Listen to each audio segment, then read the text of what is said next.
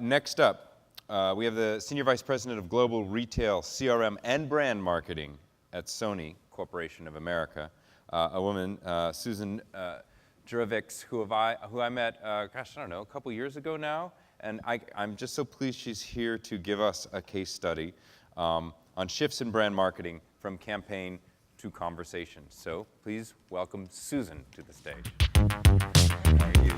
Well, you too. So I am the first of your afternoon speed dates, and I'm delighted to be here. Thanks, John, for the invitation. And if you know much about Sony, what you'll know from our organization is that we are broad, diverse, and we've been recently facing some challenges, which I will not talk about today. It's actually case study and strategy. But when I mentioned Sony, we've got $87 billion in revenue. We've got 170,000 employees around the world. We operate in 200 countries. And we also have 1,006 companies in our portfolio that range from entertainment to electronics to music to film. We've got a pretty broad group of assets. And years ago, when I joined Sony, over time, our chairman and president and CEO, Sir Howard Stringer, wanted us to find a marketing opportunity to engage consumers in our assets, to manage it as a brand where the whole is greater than the sum of the parts. And he challenged us to come up with some creative that would direct that to consumers. And the line that you're seeing on the screen is called Make. Believe. I'm not going to get into the creative of the line today, but I'm going to describe to you how in an organization like ours, you use our challenges and our paid, earned, and owned assets and the shifts in consumer behavior to get that message out there. So our challenge became, how do you let consumers know about this line when everything has changed? And we found what our competitors were doing at the time. This is late 2007, 2008 through to the present day. We're continuing to launch several $100 million of paid media in places around the world in a very traditional funnel, as you know as marketers, starting with a 30-second spot and bringing down from there. So what we knew was we had to think differently. We know that media's evolved. You're all in this space, and you know this even better than I do. You know that social has changed everything. And as John taught me, and I've learned from many of you, consumers through social are telling you what they're doing, when they're doing, what they want, where they want, and frankly, what they're going to do next. It's the new CRM. But the challenge is that because the landscape is changing so much, we also, as marketers, have to change the way in which we're going to reach consumers. And now it's harder than ever to reach them. So we also know we have to know a lot about these consumers. You really have to understand psychographically, demographically, physiologically, sociologically, who you're talking to, who these consumers are. You're seeing behind me a composite of a consumer group that we created called the Digital Entertainment Junkie. And it's basically an overlay of behaviors and attributes from Simmons to get a group of people together that basically represents 25% of the North American population online. And here's what we know about them. They're very influential. They're very engaged. They're really a younger, more digitally savvy consumer, but they're really hard to reach with traditional advertising. And so at Sony, we said we really have to think our traditional approach.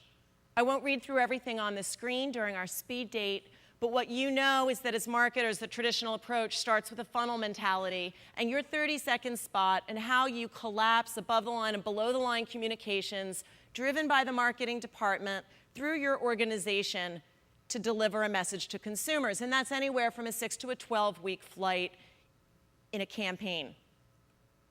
We said, what if we did it differently? What if we literally banned the word campaign from our brand lexicon? Semantics are important, I'm a marketer, and we called it a conversation. And what if we eliminated the silos between above the line and below the line? What if we used departments that we tapped into that are not even on the marketing graph? Groups like investor relations, HR, call centers. If you're in a big company like mine, you've outsourced a lot of these relationships. And the person answering the phone on your call center or in your live chat online doesn't even operate in the United States and probably doesn't have English as a first language. How do you use all of that to get your brand out there? We also asked ourselves, what if you flipped that 80-20 ratio? 80% of your marketing budget goes to paid media, 20% goes to non-working assets. What if we thought every dollar was working and we collapsed everything across departments that don't even report to marketing to get that out there? And what if we actually looked at our employees as part of that brand advocacy? So let me tell you a little bit about what we did in our key learnings, and that's just where I'll spend the bulk of our few minutes together.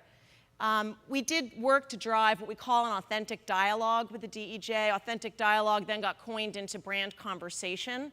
Again, the word campaign was struck from our lexicon. But here's what we did. We really focused on our employees.